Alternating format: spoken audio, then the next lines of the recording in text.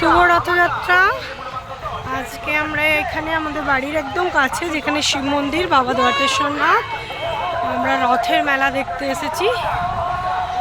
বেশ ভালোই এখন বড় হয়েছে মেলাটা। ওইদিকে যাচ্ছি, ওইদিকে রথ আছে, রাধা গোবিন্দর মূর্তি আছে।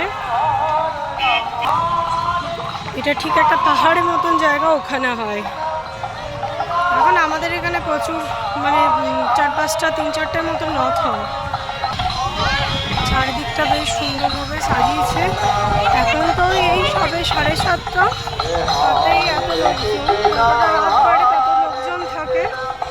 সেই সঙ্গে 8 দিন উল্টো রথ অব্দি মেলা থাকে। এখানে রথটা রাখা হয়েছে শিব মন্দির থেকে এনে।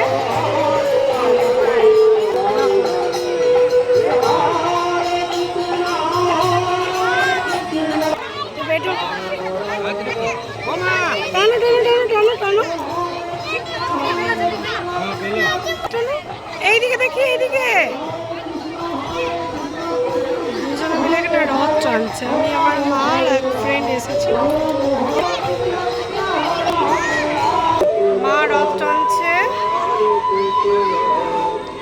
মা এইদিকে দেখো।